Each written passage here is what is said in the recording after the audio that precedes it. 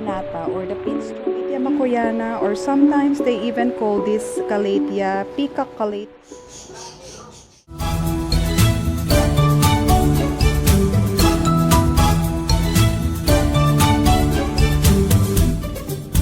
Guys, welcome back again to another episode of Starfish Diary, and today it's going to be Plantitas edition.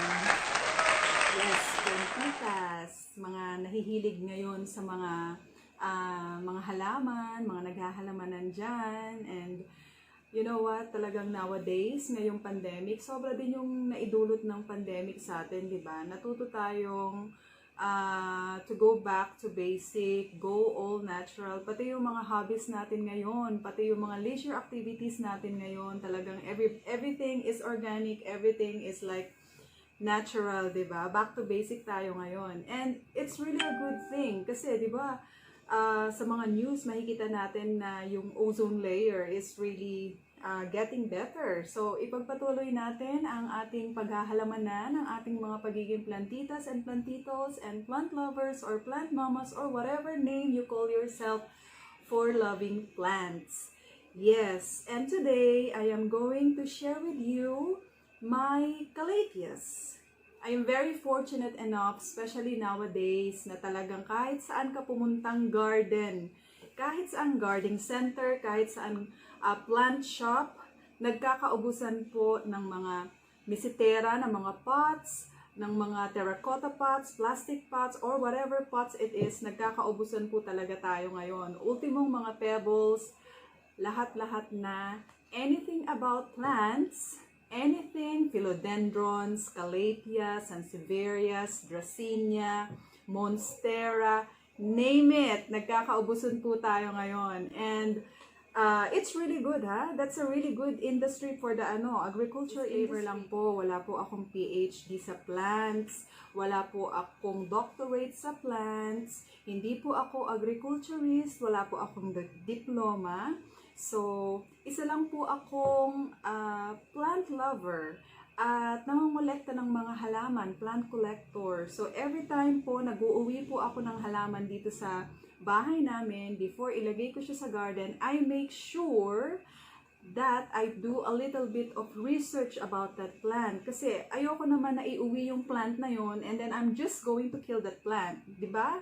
That's a very, very, very sad thing to do. Kasi kung ganun din lang ang gagawin ko, then hindi ko na siya iuuwi. So basically, most of the things that I'm going to impart with you today are just my personal research about these plants and how I look after them. So if you think na mali po yung pag-aalaga ko, if you wanted to correct me, then please, please, please comment down below para naman po maitama ko rin yung mga wrong ways ko when it comes to plant. Okay? Let's learn together and let's grow our love for plants together. Diba? That's the only way naman po para maitama natin yung mga wrongdoings natin when especially looking after plants, is to share our knowledge with everybody. So anyway, back to my video, back to the topic.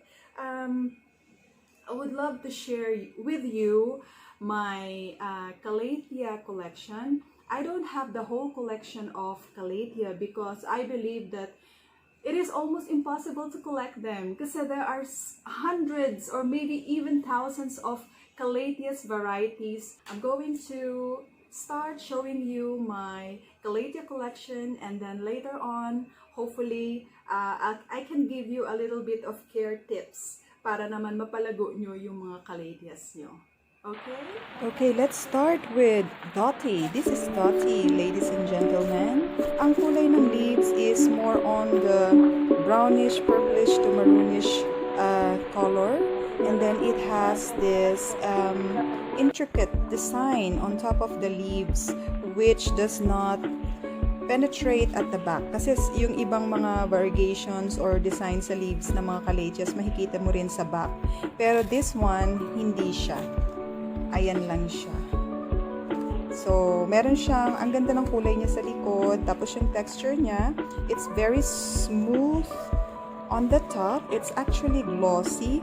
Pero sa backside niya, you can feel na medyo velvety texture. Okay, let's move on. Next, this is picturata, Calathea picturata. And proper timing ngayon because namulaklak siya. I think this is already 2 weeks old flower. So, as you can see, may mga small flowers siya lumalabas sa mga corners ng kanyang bud. It's very small. It's very small. Very delicate flower and it doesn't last. I think they only last for 24 hours each flower, and then tomorrow again it will blossom again sa different corner naman ng kanyang bud. So anyway, the leaves of this picturata is almost just the same as my dotty. Yung shape niya, it's more on spherical shape. Medyo ano siya, bilog siya. To be honest, mukha siyang platito. Every time na nakikita ko siya, mukha siyang platito. Yeah. Bagay na bagay sa kanya ang kanyang name, picturata, because it's so picture perfect. Yes. Is this Calathea lancifolia or Calathea rattlesnake?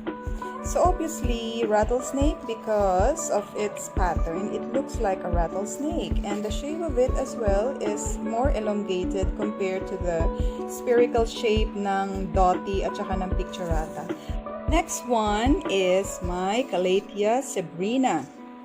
You know what guys, lumalaki yung leaves nito. As in, lumalaki talaga siya. Pag nasa ano siya, yung tamang environment niya, tama yung humidity niya, this can really grow. The leaves can really grow. Na, as in, hahaba talaga siya na ganon.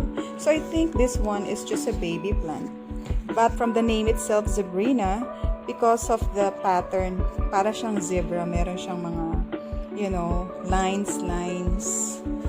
And then this one is different. It doesn't has the maroonish back leaf color na katulad ng dito sa picturata, dotty, and sa rattlesnake na pinakita ko sa inyo earlier. This one just have the same color. It's green. But it is the same family, the Calathea, the Marantaceae family.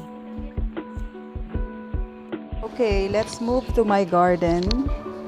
And this time, I'm going to show you the Calathea ornata or the pinstripe Calathea. They also call this the beauty star. It has a more olive greenish color, yung leaves niya. Mas thicker siya. And you can see there is a white pinstripe. That's the reason bakit tinawag din siya na na pinstripe Calathea, dahil sa kanyang mga variegation sa design ng leaves niya. And it has a velvety back leaf texture. Para siyang may mga maliliit na balahibo sa sa likod ng leaf, and it also has the common characteristic ng Calathea na medyo may maroonish color sa back side ng leaf. Next is my most favorite of all. This is the Makoyana. This is Calathea Makoyana, or sometimes they even call this Calathea Peacock Calathea, obviously because of its variegation or leaf design. There you go. Para siyang yung feather ng peacock, diba? It's so intricate. As you can see, may mga may mga vertical lines, and then may mga parang spherical shape siya, napahaba. And there on the back side, meron din siyang maroonish hue or hint, pero hindi siya kasing maroon ng ibang mga Calathea. Tapos, ito yung sinasabi ko kanina, na yung ibang mga variegation ng Calathea, minsan makikita mo rin sa back. Meron din siyang, ayan, makikita mo yung pattern ng, the front leaves, makikita mo rin siya sa back side ng leaf. Pero meron pa rin siyang maroonish, color. It looks so elegant, parang napaka-exotic ng dating niya. Tapos, just look at the plant itself. It's so lush. The foliage is so lush. The leaves, they look so healthy. It's so glossy. So, I think they're also getting the right moisture that they need here in the garden. Next one is my Calathea Louisier, or I think this they commonly call this as Freddy. So this is not a fishbone Calathea, hindi siya fishbone. Ano siya, Freddy siya. Mukha lang siyang fishbone. So I don't have the fishbone yet. Right, so this one naman, it's, I think this one is Stromanthi. But anyway, it's still under Calathea because they're all below Marantaceae family, yung Maranta, Calatheas, and Stromanthi. So this one is more on the Stromanthi side. But I think they call this as a white Calathea, obviously because of its color. Right, next one is this Calathea linden, but then they also call this as Calathea picturata. Marami naman actually yung picturata, tapos may mga ibang subcategories. So dahil siguro sa sobrang dami ng mga Calathea varieties, mahirap lang hanapin talaga yung exact name niya, but it also falls under the picturata and linden. So iba naman to. As you can see, it has a less green color. Hindi siya kasing deep color ng ornata, but it's also green. And it has this variegation as well na parang feather na tinrace mo sa leaves. It has a smooth texture on the upper side and on the back leaf. It's more on very light maroonish color at the back. Ito talagang ano siya, ang bilis niyang dumami. To be honest, before it was only in one pot. Pero dahil sobrang lush niya na, tapos hindi na niya nakukuha yung exact nutrients sa isang pot. So nanay has to divide them. Ito yung sinasabi ko na parang kamukha nung white Calathea. But this one is the trio star because it has three colors, the green, the white, and the para siyang fuchsia pink or maybe brighter maroonish color at the back leaf of the leaves. It's so beautiful, ang ganda niya. Kaya lang nung nakuha namin to, medyo hindi rin maganda yung level of care na nakuha niya siguro. So kaya siya ganyan. Bago pa lang to eh. Tingnan nyo, you see, if you don't look after them very well, magkakaroon siya ng mga brownish curling of the leaves, tapos magiging brittle siya. There you go, there. But this one, bagong labas lang to dito sa bahay. So maybe because we're giving the right care, hindi siya nagkakaroon ng brownish and curling sa leaves niya, hindi siya nagiging brittle. And hopefully, mas maging lush na rin siya in the future because there is a new growth coming out. This one is another picturata, argente, and parang opposite siya ng design ng sa diba? Ng sa picturata kanina. Yung sa picturata, it has a whitish sides and then the inner is green. But this one, the inner is white, the outside is green. Another Calathea, but I think this is more on the Maranta prayer plant. So bago rin to, bagong kuha din namin to. Ito ang state niya nung nakuha namin siya, but now that she's here with us, it has produces two new growths, this one and this. So hopefully maging lush na rin siya tulad ng iba pa niya mga kapatid na Calathea here with us. And then this one, another prayer plant. Right, this one is another Calathea, and this is called the White Star. Basically because of its pinstripe na more siya, mas maputi compared dun sa pinstripe ornata, right? So this is White Star Calathea.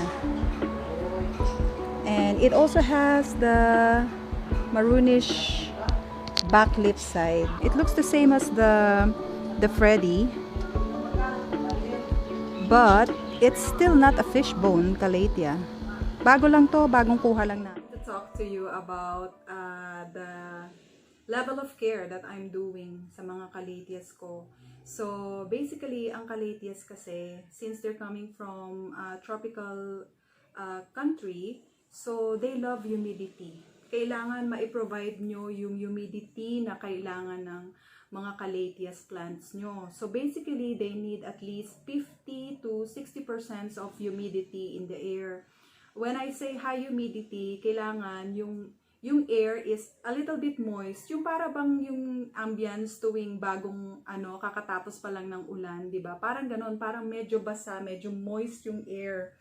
So ganon ang gusto nila. Important tips is yung humidity. You need to keep the humidity. Pag bagong ulan, pag laging umuulan, then you don't need to do anything. It's okay.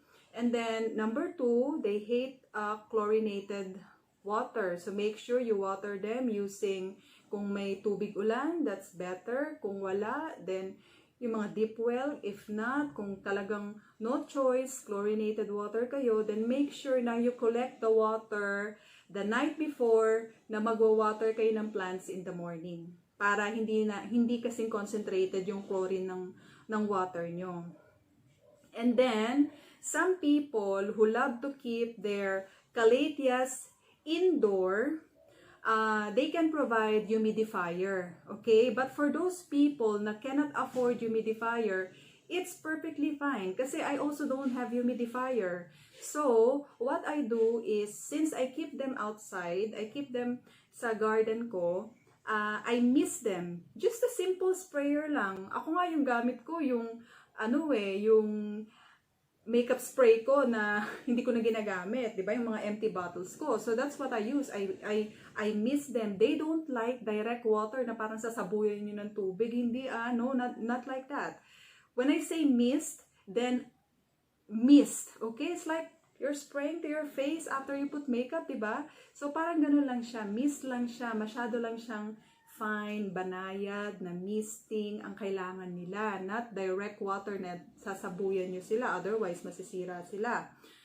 And, some people, they also put water sa plate. They put a water, and then they put pebbles, and then they put the Calathea on top of that pebbled water. Para during the day, mag-evaporate yung water, and then yung evaporation ng water magke-create ng moist, di ba? At ma-absorb ng leaves ng mga Calatheas. So, ganun ang ginagawa nila. Pero ako, I really don't need to do it. Misting lang talaga yung ginagawa ko. Pero when it comes to misting, I use filtered water. Pero pag nagwa-water ako, I just collect it from the fish pond. Yung pinangwa-water ko sa mga Calatheas ko from the fish pond, coming from the fish pond. Kasi may napanood ako sa YouTube na yun ang ginagamit talaga niya na pang-water ng plants kasi yung, you know what, it's marami na daw siyang parang nutrients coming from the fish, you know what I mean? Alam niyo na ibig sabihin nun. So, mas nakakatulong siya for organic or natural fertilizer na pwede mong maisama sa soil pag nagdilig ka. Right? So, what else? Right, when it comes to soil, the Calathea, they love their soil to be moist. Okay? They just want it to be moist, but they don't like it to be wet. So, dapat alam niyo yung difference between moist and wet. Okay?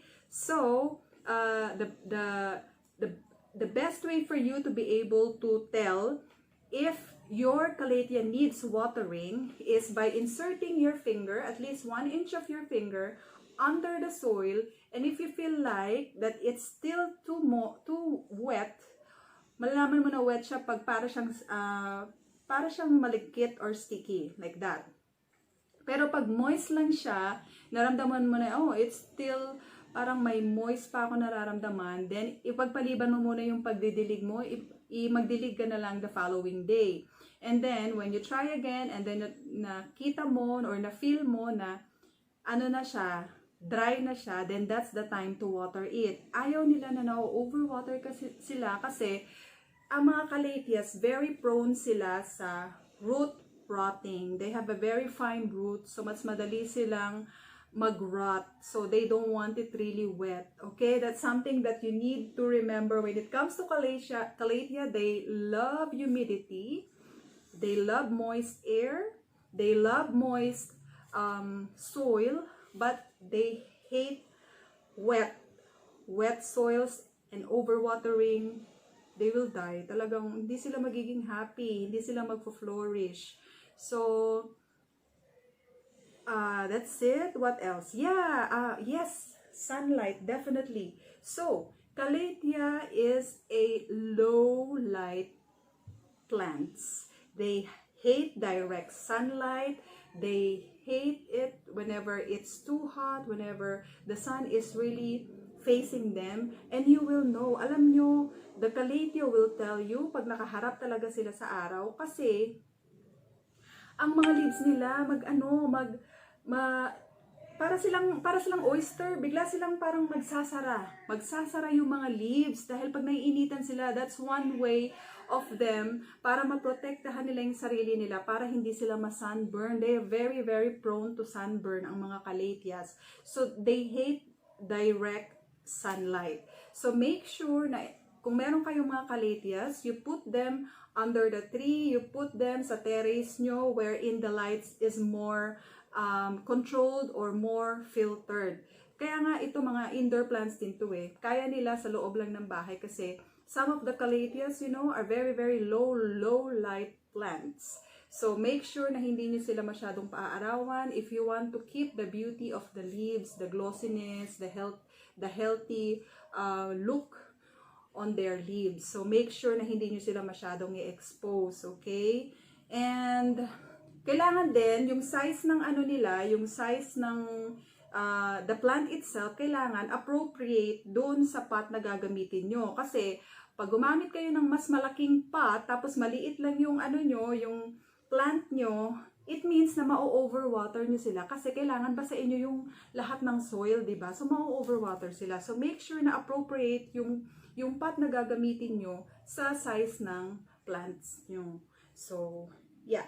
So basically, that's it about my Calatheas. I hope na nag-enjoy kayo sa mga halaman ko, sa mga Calatheas ko, and I hope na kahit konti, meron kayong mga natutunan ng mga tips how to look after them. And I hope that I also encourage you to look after Calatheas. Sa totoo lang, they look prima donna. nakakatakot silang alagaan, but if you look after them very well, then mare-reward naman kayo with their beautiful foliage and flowers and everything. So be brave, be courageous na mag-alaga ng mga bagong varieties ng mga halaman, 'di ba? Kasi minsan yung mga halaman na kinakatakutan natin, hindi natin alam, yun pala yung halaman na mamahalin din tayo pabalik. Katulad nito, I did not really expected that the Calathea will like me because before I was very scared na mag-alaga ng Calathea because sa mga research ko, mahirap silang alagaan. But then later on, I was really surprised that I was able to look after them very well, and then they're creating new growths, and then they look very, very happy. So yeah, just trial and error lang naman when it comes to a lot of things, especially with plants, diba? So anyway, I hope you enjoy. If you really like this video, please like and subscribe to my channel, and I hope to see you soon again. Bye!